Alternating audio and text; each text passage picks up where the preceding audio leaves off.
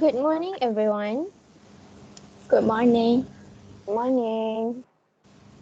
Okay, the reason we are doing this meeting is to discuss our principle of management problem scenario. So, as you guys can see here, we have been given an info which is about the GNJ distributor Sendirian Berhad company, and we have two tasks to be done. Alright then, let's start with task 1, which is we need to prepare a job description by using the worksheet provided according to the job vacancy leaflet. In the job description, we need to find the formal position title. Yes, it's the sales executive and marketing executive. You're right. Now we have to list down the essential responsibilities and duties required to carry out this job. I want to start off with my idea, which is the sales executive will meet up with clients virtually or during sales visit. Well, that's a great one.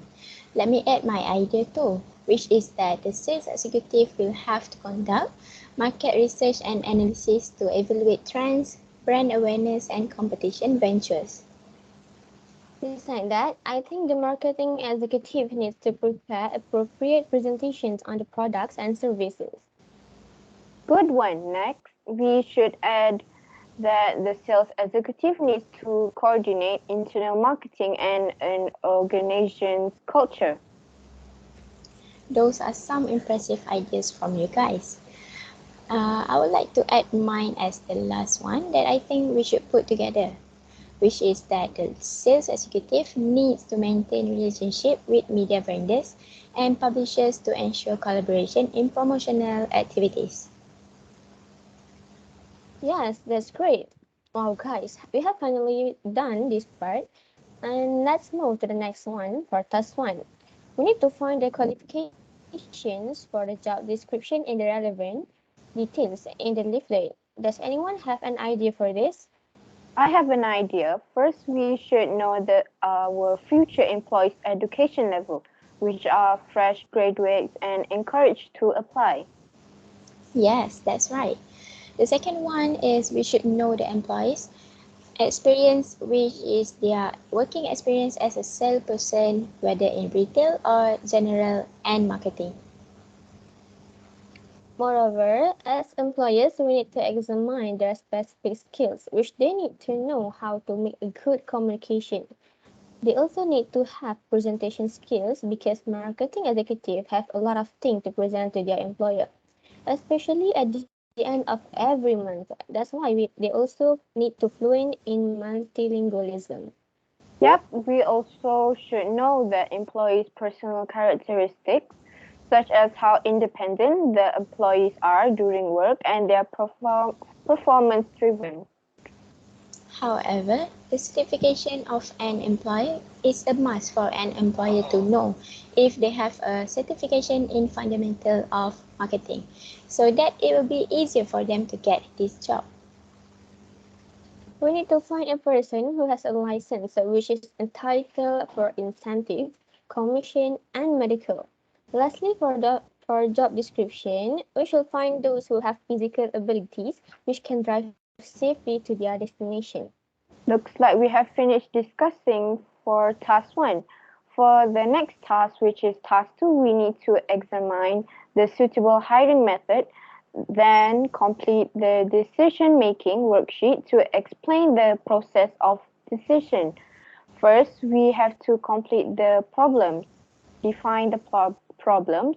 The problem is the prior to pandemic, GNG Distribution Sdn Bhd took a hard look at the onboarding process after receiving some candid employees' feedback from new hires and decided to revamp it. Am I right?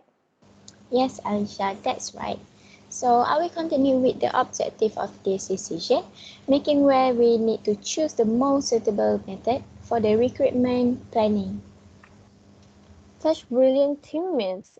I guess our source of problem is the NG distributors and the NB had were checking the boxes, but the employee retention rate was not good.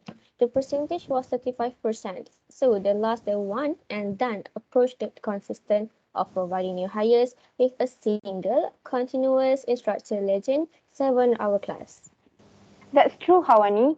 Seems like we have come to the next one, which is to analyze the alternative between these two form alternative, which are internal hiring and external hiring.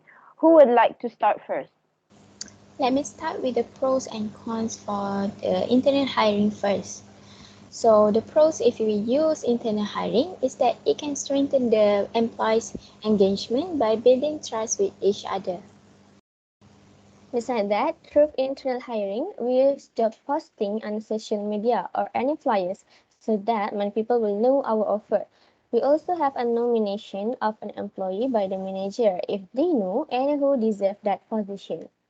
Yes, the next one is that we promote the employees fairly, that makes the personal decision based on objective criteria that give all employees a fair chance if they work hard.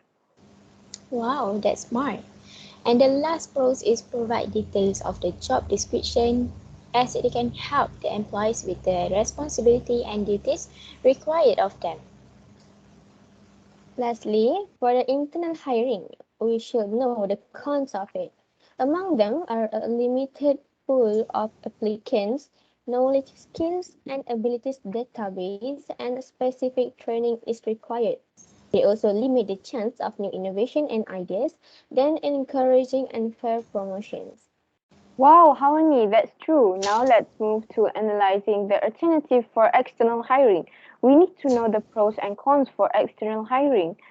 Let's start with the pros, which the first one is using the recruitment agency to help increase diversity in the organization. Yes, and the next one is adding fresh perspective as we know that the outsiders may drop some fresh perspective from themselves for the company to boost as efficient and profitable decision aimed at developing a better strategy and higher growth. You're correct. The third pros for external hiring is to reduce the employee's tension because hiring an outside candidate reduces tension among current employees who might be competing for the position. Our fourth fact of pros for external hiring is staying competitive, which some companies stay relevant by focusing more sales and marketing efforts. And lastly, encouraging referrals from current employees is the pros for external hiring where the employees themselves can improve the scope of employees engagement too. Okay, now let's see the cons of external hiring. The first cons is increased costs. How about others? That's true. The second con is external hiring can add additional training to the employees that can result in reduced productivity during the period training. Absolutely right. The next cons is targeting passive or active candidates that some of them may be job seekers or employees who are dissatisfied with their current job and need a new job. Next one is that it can affect employees' morale, especially if employees expect to progress at the company. You're right, Hawani. Now the last con for external hiring is that it is limited understanding of the company and the company culture because of less understanding when it comes to the environment of the company. Oh guys, we have finished analyzing both alternative, right? So in this part, it looks like we have to choose the best alternative between internal hiring and external hiring.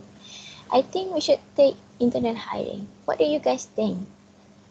Yes, I agree with you, Sabrina, because internal hiring retains organizational knowledge and gets up to speed in their new roles more quickly than external hires.